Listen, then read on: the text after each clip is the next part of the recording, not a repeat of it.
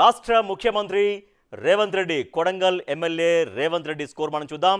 Mahabub Nagar parliament నియోజకవర్గ పరిధిలోకి వస్తుంది కొడంగల్ అసెంబ్లీ సెగ్మెంట్. ఈ కొడంగల్ అసెంబ్లీ సెగ్మెంట్కి చాలా ప్రత్యేకతలు. ఇది ముఖ్యమంత్రి రేవంత్ రెడ్డి ప్రాతినిధ్యం వహిస్తున్నటువంటి నియోజకవర్గం కావడంతో ఇక్కడ అభివృద్ధి ఎలా ఉంది అన్న విషయంపై అంతటా సహజంగానే ఆసక్తి ఉంటుంది. 2023 అసెంబ్లీ ఎన్నికల్లో కొడంగల్లో కాంగ్రెస్ నుంచి పోటీ చేసిన రేవంత్ రెడ్డి బీఆర్ఎస్ అభ్యర్థి పట్నం నరేందర్ రెడ్డి పైన ఘన విజయం సాధించారు. నాటి ఎన్నికల్లో వచ్చినటువంటి మెజారిటీ ఎంత, ఓట్ షేర్ ఎంత మనం చూస్తున్నాం. వచ్చినటువంటి మెజారిటీ 32,532 ఓట్ల భారీ మెజారిటీ. అండ్ ఓటింగ్ షేర్ ఎంత అంటే 55.05% ఓటింగ్ షేర్తో ఆయన గ్రాండ్ విక్టరీ కొట్టారు. సీఎంగా బాధ్యతలు చేపట్టిన రోజు నుంచే కొడంగల్ అభివృద్ధి పట్టాలెక్కించే పని ప్రారంభించారు ముఖ్యమంత్రి రేవంత్ రెడ్డి. రాష్ట్రంలోనే వెనుకబడిన ప్రాంతం కావడం, సాగునీటి సమస్య, ఉపాధి అవకాశాలు తక్కువగా ఉండడంతో వాటిపైన ప్రత్యేక దృష్టి సారించారు. తన నియోజకవర్గాన్ని వ్యవసాయ రంగంలో, పారిశ్రామిక రంగంలో అభివృద్ధి చేసేందుకు ప్రత్యేక చర్యలు తీసుకుంటున్నారు.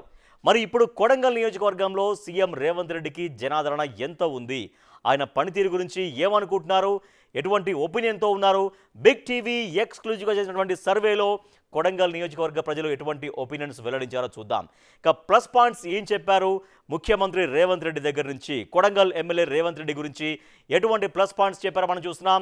జనంలో సీఎం రేవంత్కు భారీ పాపులారిటీ ఉంది. సహజంగానే ఆ నియోజకవర్గం నుంచి ముఖ్యమంత్రిగా ఉన్నారు కాబట్టి ఆ పాపులారిటీ బాగా ఉంది. తమ ఎమ్మెల్యే సీఎం అంటూ సెగ్మెంట్ వాసులు సంతోషం వ్యక్తం చేస్తూ ఉన్నారు.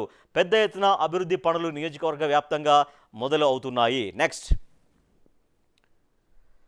2,945 కోట్లతో కొడంగల్ లిఫ్ట్ పనులు ప్రారంభం. ఇది ఎప్పటి నుంచో ఆ లిఫ్ట్ పనులు అనేవి నత్తనడకన సాగుతున్నాయి, కానీ ఇప్పుడు పనులు ప్రారంభమైనాయి, కొంచెం వేగవంతంగా ముందుకు సాగుతున్నాయి. కొడంగల్ లిఫ్ట్ ద్వారా ఒక కొడంగల్ నియోజకవర్గానికే కాదు, కొడంగల్, నారాయణపేట, మక్తల్ ఈ 3 నియోజకవర్గాలకి సాగునీళ్ళు, తాగునీళ్ళు అందించడం కోసం కొడంగల్ లిఫ్ట్ చాలా వరకు ఉపయోగపడుతుంది. సో ఆ పనులు ప్రారంభమయ్యాయి. ఇవి మరింతగా వేగవంతంగా ముందుకు సాగుతూ ఉన్నాయి. నియోజకవర్గంలో ఇండస్ట్రియల్ హబ్ ఏర్పాటు. సో కొడంగల్ అనేది చాలా వరకు వెనుక పడేటువంటి ప్రాంతం కాబట్టి అక్కడ పారిశ్రామిక పరంగా మరింతగా డెవలప్ చేయడం కోసం, అక్కడ అన్ని రకాల పరిశ్రమలను ఏర్పాటు చేయడం కోసం, తద్వారా స్థానిక యువతకు ఉద్యోగ ఉపాధి అవకాశాలు లభించడం కోసం ఒక ఇండస్ట్రియల్ హబ్ అనేది ఏర్పాటు జరగడం అనేది అది కూడా ప్లస్ పాయింట్గా ఉంది. సో రాబోయే రోజుల్లో మరిన్ని అక్కడ ఇండస్ట్రీస్ అక్కడికి రాబోతున్నాయి, తద్వారా ఉద్యోగ ఉపాధి అవకాశాలు స్థానికంగా లభించబోతున్నాయి. కొడంగల్ ఏరియా డెవలప్మెంట్ అథారిటీ ఏర్పాటు చేశారు. సో దాని ద్వారా మొత్తం కొడంగల్ నియోజకవర్గం అన్ని చోట్ల, అన్ని వైపుల నుంచి సమగ్రంగా అభివృద్ధి చేయడం కోసం ఆ అథారిటీ ఏర్పాటు చేశారు. దానికి వికారాబాద్ జిల్లా కలెక్టర్ ఎవరైతే ఉంటారో దానికి ఆయన చైర్మన్గా వ్యవహరిస్తారు. నెక్స్ట్, కలెక్టర్ ఆధ్వర్యంలో అభివృద్ధి పనుల పర్యవేక్షణ సాగుతుంటుంది కొడంగల్ అథారిటీకి సంబంధించి, అభివృద్ధి డెవలప్మెంట్ అథారిటీకి సంబంధించి. ఇక సీఎంగా బిజీగా ఉన్నా కూడా సెగ్మెంట్లో సమస్యల పరిష్కారం పైన ప్రత్యేకంగా దృష్టి సారిస్తున్నారు. క్యాడర్కు అన్ని విధాలుగా చేయూత అందిస్తుంటారు రేవంత్ రెడ్డి అని. నెక్స్ట్, అవసరమైన సమయాల్లో ఆర్థిక సాయాలు అందిస్తుంటారు. తర్వాత 344 కోట్లతో మొత్తం నియోజకవర్గంలో రోడ్లు, బ్రిడ్జిల నిర్మాణం కూడా సాగుతుంది. గిరిజన ప్రాంతాల్లో రోడ్లకు 27 కోట్లు మంజూరు చేయించడం కూడా ప్లస్ పాయింట్ ఉన్నాయి. తద్వారా ఆ రోడ్లన్నీ కూడా కంప్లీట్ అవుతే పూర్తిగా ప్రజలకు అందుబాటులోకి వస్తే చాలా వరకు ప్రయాణ భారం తగ్గుతుంది, వాళ్ళకి ఇబ్బందులు కూడా తొలగిపోతాయి. నెక్స్ట్,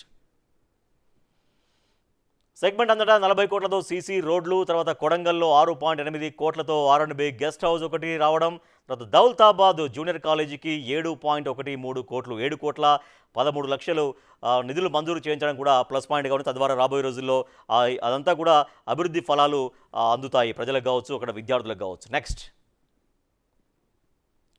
భోమరాజ్పేట జూనియర్ కాలేజీకి 7.13 కోట్లు, 7,13,00,000. అండ్ కోస్గి ప్రభుత్వ ఇంజనీరింగ్ కాలేజీకి 30 కోట్లు, కోస్గి మహిళా డిగ్రీ కాలేజీకి 11 కోట్లు మంజూరు చేయడం, తద్వారా అవన్నీ కూడా అభివృద్ధి అవుతున్నాయి, అవన్నీ కూడా మరింతగా స్ట్రెంథన్ అవుతాయి. నెక్స్ట్, సోషల్ వెల్ఫేర్ స్కూళ్లకు 45 కోట్లు, 25 కోట్లతో మైనార్టీ రెసిడెన్షియల్ బిల్డింగ్, కొడంగల్లో గిరిజన సంక్షేమ హాస్టల్ భవనం. ఇవన్నీ కూడా విద్యని, అంటే విద్యార్థులకి ఒక నాణ్యమైనటువంటి విద్యను అందించడం కోసం అక్కడ వసతుల్ని మరింతగా పెంచడం జరుగుతుంది. సో అవన్నీ కూడా కలిసి వచ్చినటువంటి అంశాలుగా ప్లస్ పాయింట్స్గా మనకు కనిపిస్తున్నాయి. నెక్స్ట్, కొడంగల్లో మెడికల్ నర్సింగ్ కాలేజీలు, తర్వాత 220 బెడ్స్ హాస్పిటల్ నిర్మాణ పనులు సాగడం కూడా ప్లస్ పాయింట్స్గా మనకు కనిపిస్తున్నాయి. నెక్స్ట్,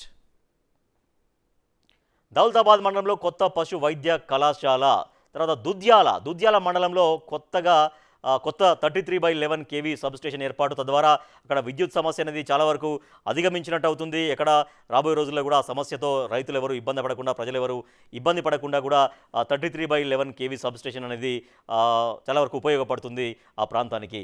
ముఖ్యమంత్రి రేవంత్ రెడ్డి గురించి ప్లస్ పాయింట్స్ చూసాం.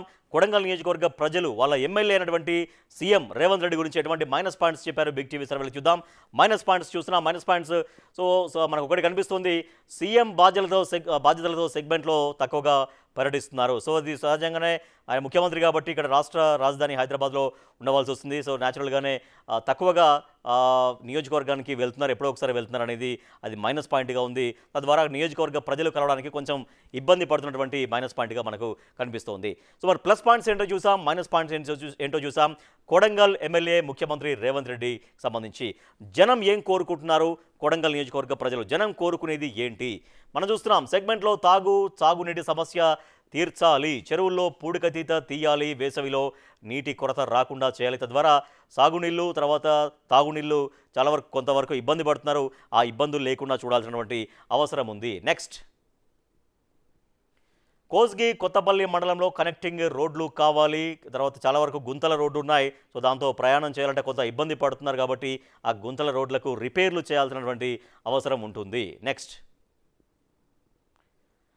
గురుకుల స్కూళ్లకు సొంత భవనాలు కావాలి, తర్వాత కరెంటు కోతలు లేకుండా చూడాలి. చాలా వరకు గురుకులాలు సొంత భవనాల్లో కాకుండా అద్దె భవనాల్లో సాగుతున్నాయి. సో వాటికి సొంత భవనాలు అయితే మరింతగా ఎక్కువగా సౌకర్యం ఉంటుంది ఆ విద్యార్థులకి, కాబట్టి సొంత భవనాలు కావాలని కోరుకుంటున్నారు. కరెంటు కోతలు కూడా లేకుండా చేయాలి. సో ప్లస్ పాయింట్స్ ఏంటో చూసాం, మైనస్ పాయింట్స్ ఏంటో చూసాం.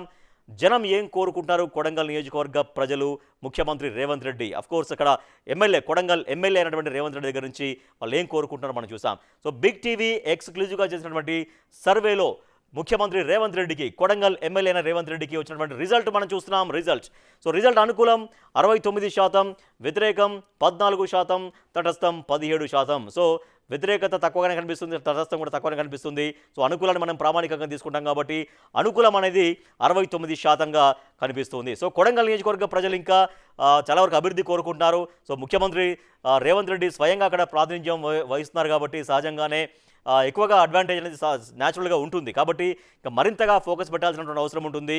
కొడంగల్ నియోజకవర్గాన్ని అన్ని విధాలుగా, అది పారిశ్రామికంగా కావచ్చు, వ్యవసాయ పరంగా కావచ్చు, అక్కడ స్థానికంగా ఉపాధి అవకాశాలు మరింతగా పెంచేటువంటి అనేక ప్రయత్నాలు, అక్కడ యువతకు స్కిల్ డెవలప్మెంట్ ప్రోగ్రామ్స్ పెట్టడం కావచ్చు, తద్వారా అన్ని ఒక అభివృద్ధి ఫలాల్ని కొడంగల్ నియోజకవర్గ ప్రజలకి అందిస్తే ఇంకా మరింతగా అనుకూలతను రాబోయే రోజుల్లో ఇంకా పెంచుకునేటువంటి ఆస్కారం ఉంటుంది. సో ముఖ్యమంత్రి రేవంత్ రెడ్డి, ఎమ్మెల్యే రేవంత్ రెడ్డి, కొడంగల్ ఎమ్మెల్యే ముఖ్యమంత్రి రేవంత్ రెడ్డి గారు, ఇది మీ స్కోరు.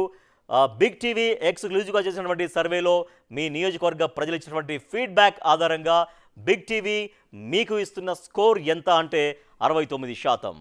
సో లగచర్లలో ఫార్మా పరిశ్రమ కోసం భూసేకరణ చేపట్టాలని ప్రయత్నించిన సమయంలో రాజకీయ దుమారం రేగింది, కొంత ఇబ్బందులు ఏర్పడ్డాయి.